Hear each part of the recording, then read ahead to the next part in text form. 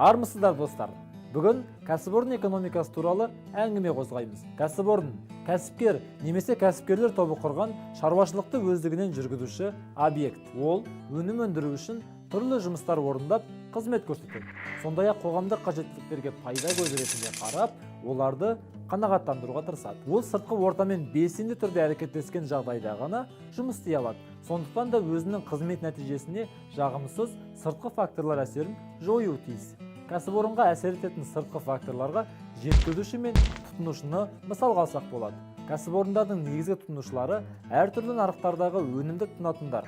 Тұтыну нарығы, өндірушілер нарығы, аралық сатушылар, мемлекеттік мекемелер және халықаралық нарық.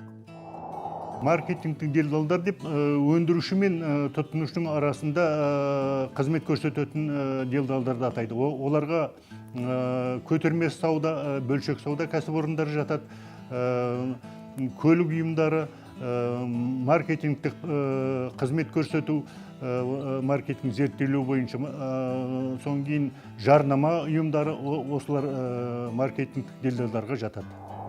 Бәсекелесі жоқ кәсіпорын болмайды.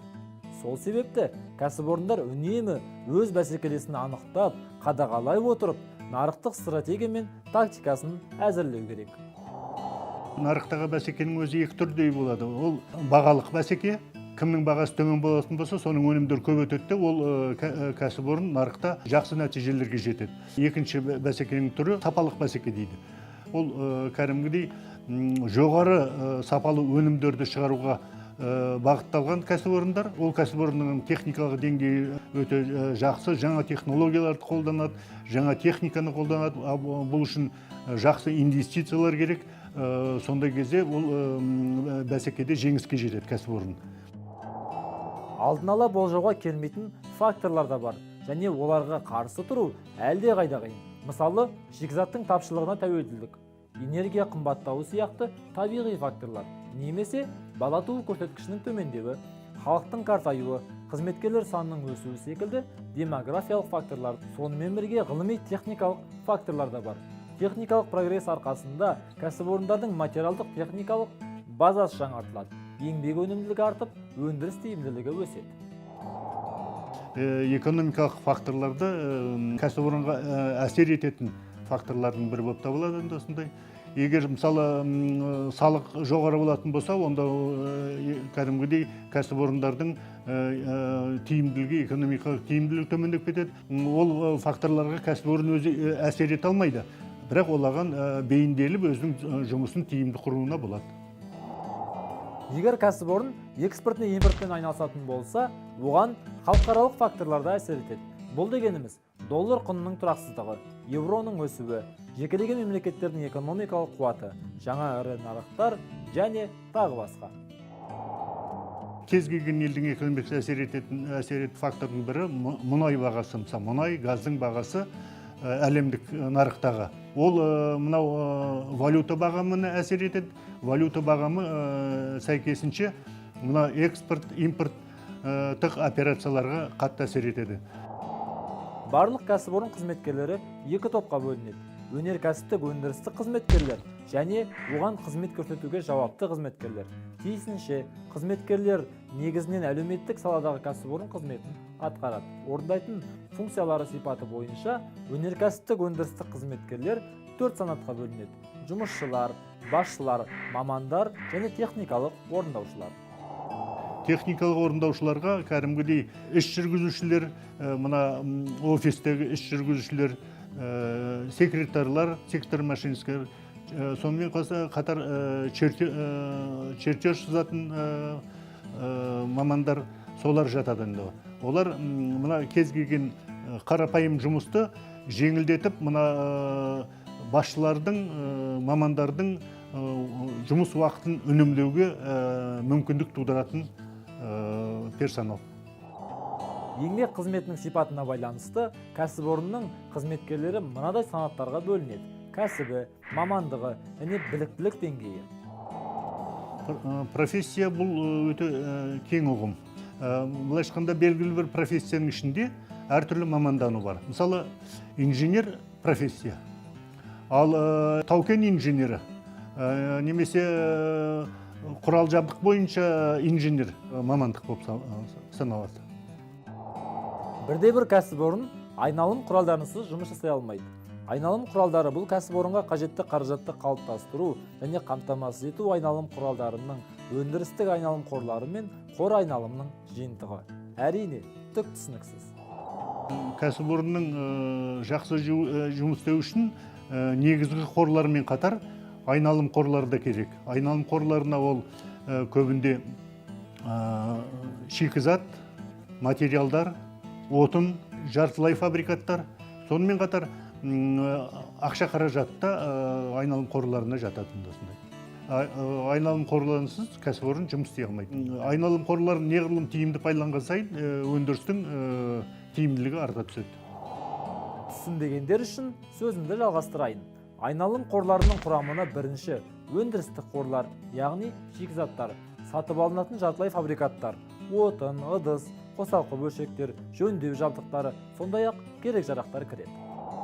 Аяқталмаған өндіріс, былайша айтқанда бұл дайын өнім деңгейіне жетпеген өндіріс. Ал толық өнім болған кезде толық өнімді ары қарай оны неге сатуға жаңағы жіберуге болады.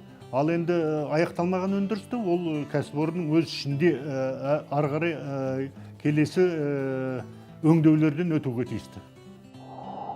Үшінші, жартылай фабрикаттардың өзіндік дайындалуы. Бұл да еңбек өнімі. Оларды өңдеу кәсіпорын бөлімшелерінің бірінде аяқталады, одан әрі өңдеу үшін кәсіпорынның басқа бөлімшелеріне жөнелтіледі. Алдағы кезеңдердің шығынына оларды дайындауға жұмсалатын шығын мен жаңа өнімді меңгеру және өнертапқыштық жатады. Айналым құралдарын қалыптастыру көздері екі түрге бөлінеді: жеке меншікті және сырттан тартылған қаражаттар. Меншікті қаражат қатарына кәсіпорын иелерінің құралдары, кіріс, орнықты пассивтер, жалақы, бюджет, сондай-ақ алдын ала төлем. Сырттан тартылған қаражаттарға банк несиелері, мемлекеттік несие жатады. Мемлекеттік несиелерге қазіргі кезде бізде мемлекеттік бюджеттің есебінен индустриалды инновациялық бағдарлама бойынша салынып жатқан және іске қосылған кәсіпорындар оған ие бола алады. Оларда былайша айтқанда тиімді шарттармен, жеңілдетілген шарттармен пайыздық деңгейі төмен болып беріледі. Соның кейін бұған қоса 14 бағыт бойынша агроөнеркәсіп кешенде инвестициялық жобалар бар. Соларды қаржыландыруға көбінде мемлекеттік бюджет кәдімгі тиімді пайыздар мен несиелер бөледі.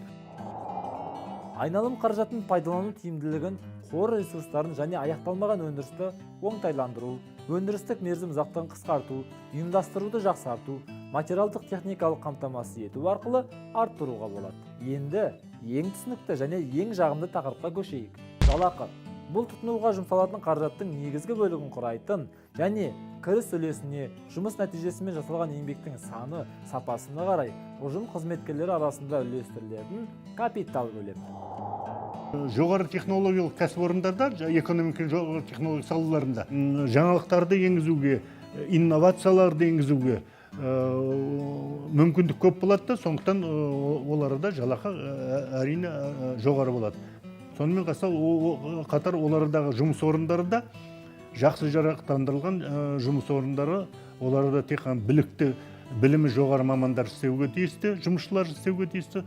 Сондықтан ол жаңағы жұмыс орындары жақсы жалақы береді, жақсы табыс әкеледі. Жұмыс күшіне кететін шығындарды өтеу мақсатында қосымша ақы мен өтемақы белгіленеді.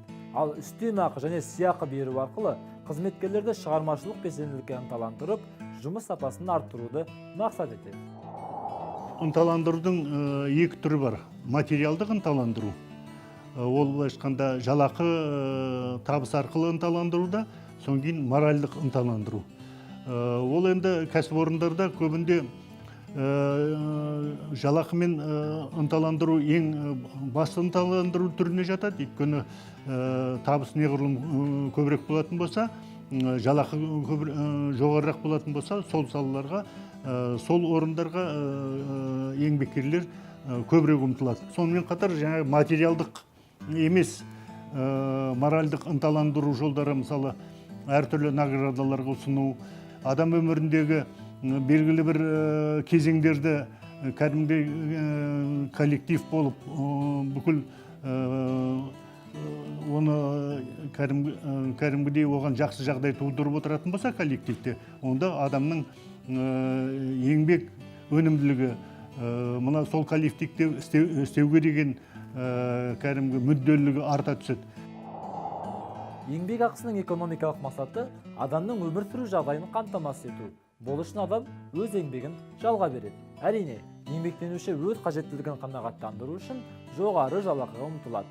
Жалпы, жалақы жоғарылауынан тауарлар мен қызметтерге деген сұраныс өседі. Ұсынысты арттыру үшін жалақы да жеткілікті деңгейде жоғары болуы шарт. Алайда, ол тым жоғары болса, сұраныс ұсыныстан асып түседі де, бағалар өсімі мен инфляцияға әкеп соғады. Егер мысалы жалақыны көтерген кезде еңбек өнімділігінің деңгейіне қарамай жалақыны өсіре беретін болса, онда жаңағы инфляцияға келетін, жаңағы жұмыс орындарының қысқаруына келетін жағдайлар алып келеді. Сондықтан жаңағы заңдылықты, еңбек өнімділігінің жоғарырақ өсуін, жалақының одан төменірек өсуін қамтамасыз етіп отыру, үнемі соны сақтап отыру керек. Қызметкерлерді алатын жалақысы қызықтырады, ал жұмыс беруші еңбек ақыға мүлдем басқаша көзқараспен қарайды. Өнімнің өзіндік құны мен сату құнын анықтау үшін ол жұмыс күшінің құнына шикізат, отын, басқа да өндірістік шығындарды қосады. Соңында жалақы мөлшері жұмыспен қамтамасыз етушіге келетін кіріс мөлшеріне байланысты болады. Байқауымша, барлықтарыңыз шаршаған сияқтысыздар. Үзіліс жариялаймын. 4-ші сабаққа кешікпеңіздер.